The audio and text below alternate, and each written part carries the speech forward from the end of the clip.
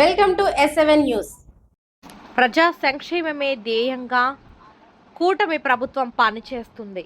ఆదరణ 3 పథకాన్ని సద్వినియోగం చేసుకోవాలన్న ఎమ్మెల్యే గోరంట్ల. ప్రజా సంక్షేమమే ధ్యేయంగా కూటమి ప్రభుత్వం పనిచేస్తుందని రాజమహేంద్రవరం రూరల్ శాసనసభ్యులు శ్రీ గోరంట్ల బుచ్చయ్య చౌదరి పేర్కొన్నారు. ఈ రోజు రూరల్ మండలం ప్రజా పరిషత్ కార్యాలయం నందు జరిగిన ఆదరణ అవగాహన సదస్సులో పాల్గొన్నారు. కార్యక్రమానికి హాజరైన ఎమ్మెల్యే గోరంట్ల మాట్లాడుతూ అధికారంలోకి వచ్చిన కొద్ది రోజుల్లోనే అభివృద్ధి కార్యక్రమాలకు నాంది పలికామని, రాష్ట్రంలో అనేక ఆర్థిక ఇబ్బందులు ఉన్నప్పటికీ కూడా ప్రజా సంక్షేమమే ధ్యేయంగా ముందుకు వెళుతున్నామని తెలిపారు.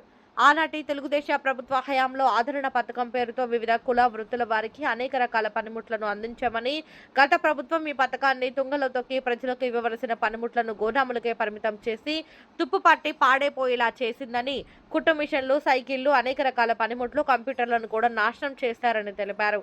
కూటమి ప్రభుత్వం ఏర్పడిన వెంటనే బలహీన వర్గాల వారికి చేయూత అందించే విధంగా తిరిగి ఆదరణ పేరుతో పనిముట్లను అందించే కార్యక్రమాన్ని ప్రారంభించిన ముఖ్యమంత్రి నారా చంద్రబాబు నాయుడు గారికి, ఉప ముఖ్యమంత్రి పవన్ కళ్యాణ్ గారికి ధన్యవాదాలు తెలిపారు. సమావేశానికి విచ్చేసిన నాయకులందరూ ఏ వృత్తుల వారికి ఏ పరికరాలు అవసరం అవుతాయో అధికారులకు తెలపాలని, వారికి ఉపాధి పెంచే విధంగా ప్రభుత్వం ఆలోచన చేస్తుందని, నాణ్యమైన పనిముట్లను అందించి బడుగు బలహీన వర్గాలకి కుటుంబ ప్రభుత్వం అండగా ఉంటుందని తెలిపారు. ఈ కార్యక్రమంలో ఎంపీడీఓ డి శ్రీనివాసరావు, మండల తెదేపా అధ్యక్షులు Macheti Prasad, tourism corporation director Vasireddy, Rambabu, Marni Vasudev, Penamareddy Eswarudu, Pandori Apparao, చప్పా Chinnarao, Yanapu యేసు, పిన్నింటి ఏకబాబు, మట్టా శ్రీను, దారా అన్నవరం పంచాయతీ కార్యదర్శులు తదితరులు పాల్గొన్నారు.